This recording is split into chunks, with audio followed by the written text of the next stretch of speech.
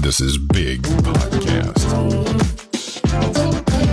It's Build a Big Podcast, the marketing podcast for podcasters. David Hooper with you. This is the podcast about growing your podcast.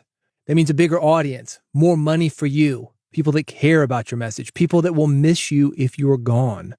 How often does that happen? Take off, I don't know, a week or two? Pretty common. Nobody says anything. That's a problem. And that's what I'm going to help you with on this podcast. Brought to you by Riverside.fm, the leading platform to record studio quality remote podcast and video. I'm doing a lot more remote stuff now. As a matter of fact, probably 95% of what I have done in the last couple of years has been remote. Sometimes you can't, but thanks to the quarantine, this is one of the good things about it, we all learned how to speak into microphones into our computer. And if you're going to do that, Riverside.fm, that is the way to go. 70,000 people use it. Companies like Spotify, not only can you listen to podcasts on Spotify, they also make podcasts. Riverside records locally on each participant's computer, uploads everything to the cloud. You then download it. It's going to sound like you're in the next room. Right now, Riverside has an opportunity for you to try it free. Go to Riverside.fm. They're going to give you a couple of hours. Look under the hood, see how it works. Do a remote interview. Do a couple of remote interviews. Doesn't take that long, does it? You got a couple of hours to play around with it. If you want to continue to use it, and I think you're going to, because it's got a lot of great features, the editing options, the social media clip options. Once you dig in there, you're going to want to keep it. And this is the way to save 15%. Here's the coupon code. Big Podcast, BIGPODCAST. It's what you want to build. That's why you're listening to this, right? Build a Big Podcast. That's the coupon code. Easy to remember, BIGPODCAST. The URL, riverside.fm. Sign up for free when you're ready to buy. Big Podcast, BIGPODCAST. That's going to get you 15% off. The last episode that I released, I got a lot of responses about it. Some feedback that I got from Dan B. He's a longtime listener, and he said, I'm basically ready to unsubscribe. And here's why. Sounds scary, right? It is scary, but people are thinking about that every single time they download your podcast, every single time, whether or not they're going to press play or not. These are the things that we're up against. Maybe they don't unsubscribe. Maybe they just download your podcast, never listen to it. And you never know, not unless you get this feedback. So I was thankful to Dan for sending it to me.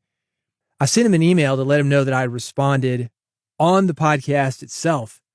I said, here's the URL, podcast.bigpodcast.com. It's at the top. I'll talk about the changes I'm making since reading your email. Thanks again for reaching out, David. He sent me a response. He said, uh-oh, hope I didn't cause any major trouble. I'll go listen to it now. So not bad, right? He probably was shocked when he saw the title. I'm about ready to unsubscribe. I say, hey, man, I'm just quoting you, dude. Anyway, another response came in before I saw that first one. He said, wow, it sounds like you're not going to send the goons after me after all, LOL. That was a really thoughtful response, David. I'm glad the feedback was helpful. This time I'll look forward to the next Insider episode for a change. More to the point, I love how you turned it into a teaching episode. Taking breaks throughout to share your feedback on my feedback and how I, and others of course, binge multiple episodes all at once means taking a moment to think about how our podcasts sound back to back to back. There were at least a dozen great points that you made, and I'll be going back to re-listen to this when I start my own show. And he goes on, I'm about ready to unsubscribe. No. He says, this is exactly why you're the king, baby. Thanks again for taking the time to respond and caring enough to make sure that I stay a longtime listener. Happy holidays, Dan. Just to put a nice bow on this, and I want to do this because I know that this is something that you go through, maybe via email or tweets or responses on Apple Podcast or wherever you're getting reviews.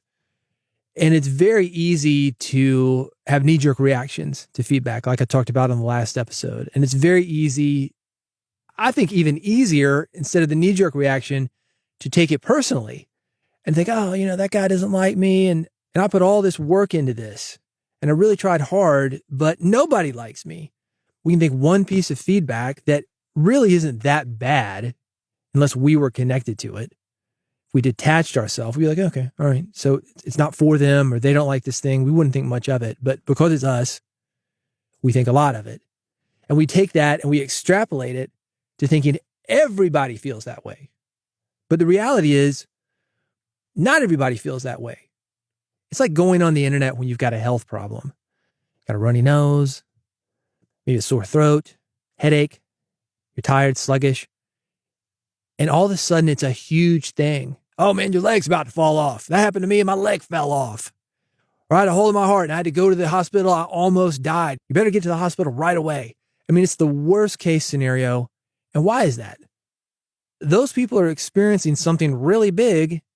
And those are the guys that are most likely to respond to whatever symptoms are being discussed. They're going through a hard time. You're discussing those symptoms. Oh, I know exactly what this is.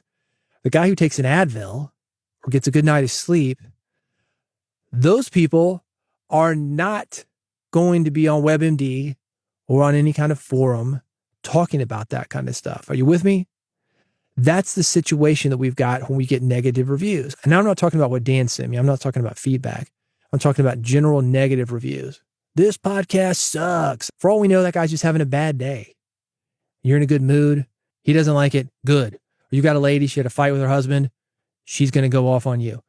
That's not necessarily anything to do with you. Let's dive deeper into the element of feedback, though. The situations like Dan, when he wrote me an email, somebody who's going to reach out to you privately, type up something that's only seen by you. That's not necessarily because they want to be heard. I mean, they want to be understood maybe, but really what drives that is the person cares. Feedback can definitely feel like an attack because we're very close to the work that we do and we take ownership in it. I talked about that on the last episode. But you are not your work. It's sort of personal, but it's not about you as a person. Something else I want you to think about if you get feedback in email and you know it's good feedback, it's not just somebody having a bad day, and you know it's thoughtful feedback. You do not need to take every piece of feedback that you get. Sometimes the person is not a match for your work. Let me give you an example of that. If somebody were to send me something that said, hey, David, you need to talk more about what the best mic for podcasting is and how to plug it in. That's not applicable to this podcast. This is not a tech podcast. I tell you up front what this podcast is about. It is about growing your audience. It is about making people care about your message. It is about making money with your podcast. It is about making a podcast that people will miss if you are gone. It is not about sounding better as a podcaster, unless it's going to help you to do those things. Sometimes I do talk about microphones, but that is not the purpose of this podcast. It's not a tech podcast. The purpose would be, what are we using that microphone in service of? So that comment, hey, you need to talk more about what's the best mic for podcasting, how to plug it in. That's great for a tech podcast. If you're talking about compressors, mixers, whatever, you're neglecting that kind of stuff, that's super helpful for you. But it's not going to be great feedback for this one. But sometimes, this is because we're so sensitive to our creative work, we tend to blow even something like that, feedback for a different podcast, way out of proportion because we're on edge. For some of us, it's us against the world, and I don't know why that is. Podcasters aren't necessarily helping each other. Maybe that's it. You go into podcasting forum. Hey, I just bought a Blue Yeti. 3 seconds later, Blue Yeti sucks. And some other guy, yeah, Blue Yeti sucks. And then somebody said, well, it's not that bad. Yes, it is. It's an argument between them. You're not even involved in it anymore. And you're feeling bad. You're excited about your purchase a minute ago. You say, hey, I just bought a Blue Yeti. I'm excited about it. We're not really supportive of each other. That's my point. So, of course, we step out into the scary world of other people who don't know what's involved with podcasting and what it takes to do a podcast, not only how to plug in the microphone, how to speak well, how to make the podcast itself, but the internal dialogue that you've got. Your listeners don't know that. Not unless you're telling them all the time. And even then, they don't know that. Most people consume stuff. They don't create it. It is easy to criticize when you're not a creator. You think you know it. We've been there. I've been there. See somebody on stage. Oh, that's easy. Is it? Or did that person just make it look easy? Until you've done it, you really don't have any idea how easy it is. And that's unfortunate for us as podcasters. People don't understand what it is that we do. You can't help that, though. You can't help that. You can maybe bring your listeners along for the process. That might help. It's going to get them more engaged with you, get them seeing what it takes for you to create the podcast. That can be fun. And those hardcore listeners are going to be interested in that. But the reality is this, it reminds me of a quote a friend of mine told me. It was in reference to pornography. And I'm not making judgment on porn. I may or may not have been involved with some booking in that industry. I've definitely been involved with some music licensing. I mean, I know you're not watching those movies, but they have music and they need to license music for that. Not everybody wants to get involved with them. You know, some of the bands that I've worked with, they don't mind it. So we've licensed our stuff there. So I'm not making judgment on it. I'm the last guy to do that. But what he said is true. He said it wouldn't be nearly as enjoyable if the scars that a lot of these people have were on the outside. And that's the truth with any type of entertainment business. I've worked in various parts of the entertainment business. Straight, like above board modeling, like with your clothes on. That's how I'm going to differentiate adult modeling. Film, television, music, definitely. You know that if you've listened to me. Podcasting, live events, comedy. There's not a whole lot of difference between the performers, an adult picture, or a music album, or a music show, or a comedy show, or somebody who's on stage speaking to an audience of business people. There's not that much of a difference. It is usually somebody who is motivated by something happening on the inside, and they're looking for some kind of external validation. Again, I'm not making judgments on that. You may think I'm different. I've got internal motivation, intrinsic motivation, and you may. I think that's the way to do it. We cannot base our self-worth on what's happening outside of us, other people's opinions of us. But here we are getting these reviews, getting this feedback, and we do it all the time. So let's not be judgmental on people that are on the lower end of the entertainment business. Just like maybe radio or television is judgmental of us. Oh, you're just a podcaster. I'm in broadcast radio. Or I'm on television. And you got the television people. Oh, that's cable television. I'm on broadcast television, one of the major networks. And we see it in books. I'm with a major publisher. You just independently published it. Self-published. It's a vanity press. Everything in life has a hierarchy. And we internalize that. And maybe that's the reason that, to take it back to that Blue Yeti comment, that we're not as nice to other people in our business as we should be. Oh, that guy's just a podcaster. He's on Anchor. He uses a Blue Yeti.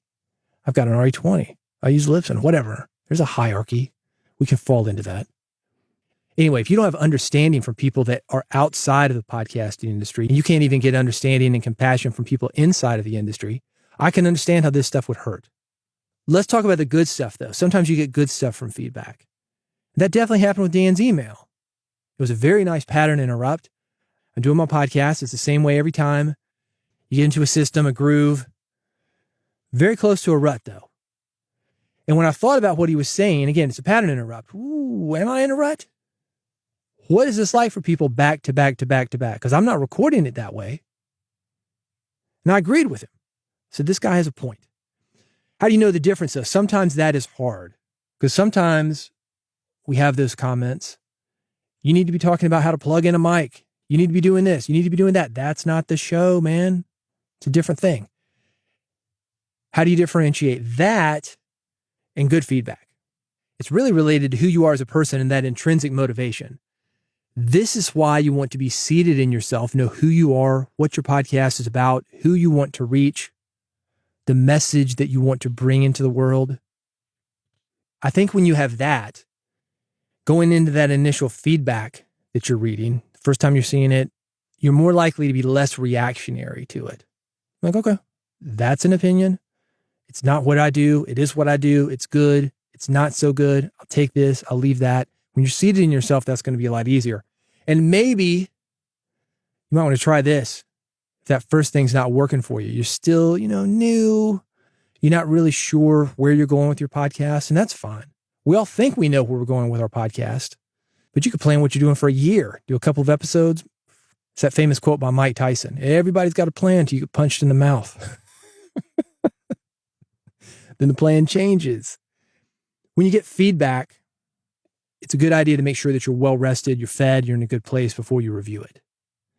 Basically, making sure that you're grounded so you don't agitate the situation and make it into something bigger than it is, because that's very, very easy. You know where I see this happen a lot? I see it happen on Amazon with book authors. Somebody comes on there, gives a 1-star review to a book. The author will come in, "Oh, I'm so sorry. Can we get on the phone and talk about it?" Dude, the guy doesn't like your book. Why you want to get on the phone and convince him? Is it for him? Is it for you? Or is it for all these people watching that you're bringing more attention to? Make it a bigger deal than it is.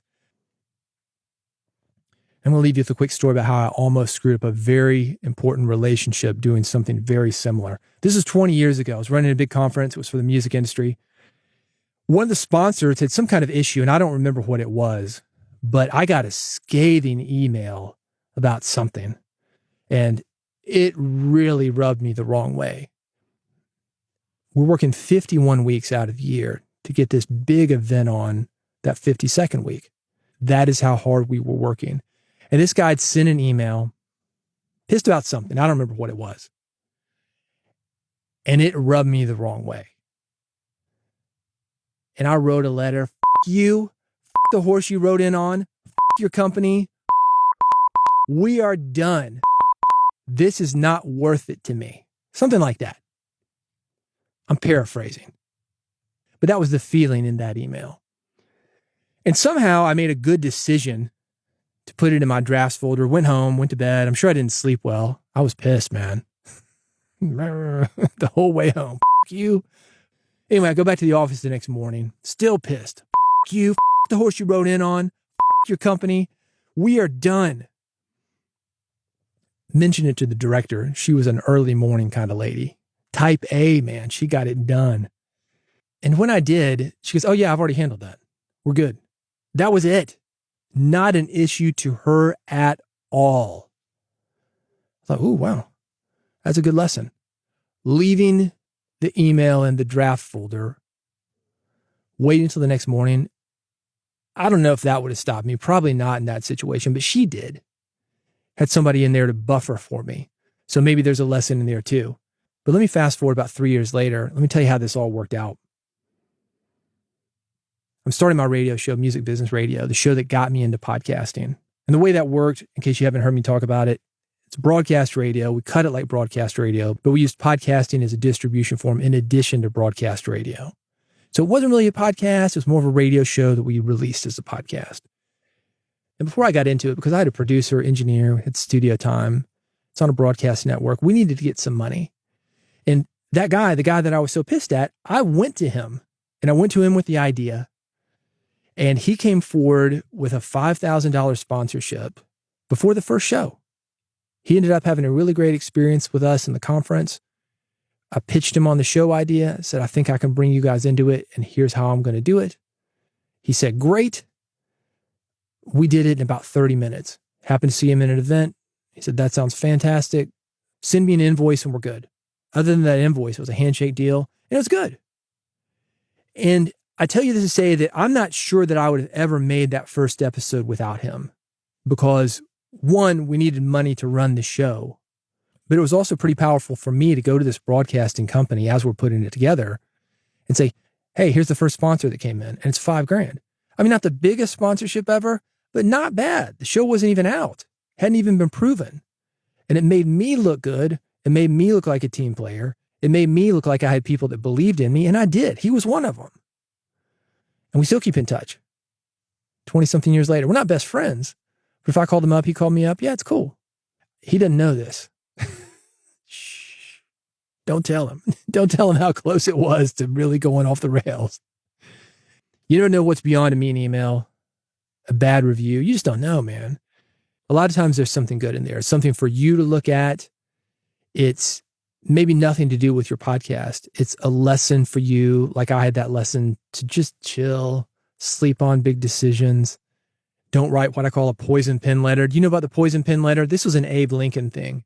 Abraham Lincoln, apparently when he would get agitated, would write the kind of letters like I wrote an email to this guy, maybe a little bit more skillful than what I wrote. But the sentiment was the same. He called it a poison pen letter. And then he'd sit on it or burn it, whatever. People have their own ways of dealing with that thing. And what I've found is that, like bad feedback, the energy that you're putting into the email and feeling that you have to respond, because you don't have to respond at all. You can choose to respond, but you don't have to. It's not a reaction, it's a response.